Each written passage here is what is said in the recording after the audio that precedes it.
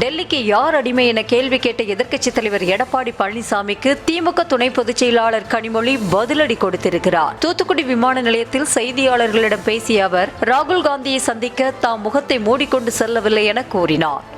என் parliament டெல்லியில் இருக்குது. நான் ராகுல் காந்தியை அங்கே பார்க்காம வேறு எங்கே பார்க்க முடியும்? பார்லிமெண்ட் ஆரம்பிச்சிருச்சு.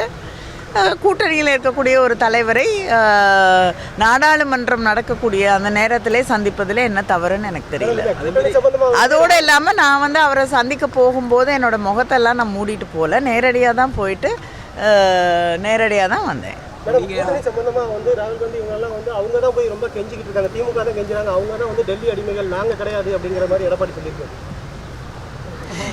யாருக்கு அடிமைன்னு அவருக்கே நல்லா தெரியும். தொடர்ந்து கூட்டணி தொடர்பாக தேமுதிகவிடம் பேச்சுவார்த்தை நடத்தப்பட்டதா என்ற கேள்விக்கு பதிலளித்த கனிமொழி, கூட்டணி உறுதியாகும் பட்சத்தில் அதற்கான அறிவிப்பை முதலமைச்சர் வெளியிடுவார் என அவர் கூறினார். எடுத்துக்காட்டு கூட்டணி சம்பந்தமா நான் அவங்க கிட்ட ஒன்றும் பேசல. திமுக கூட்டணி உறுதியாயிட்டா மேடம்? தேமுதிக நான் உறுதியாயிருந்தா நிச்சயமாக முதலமைச்சர் அவர்கள் அறிவிப்பார்கள்.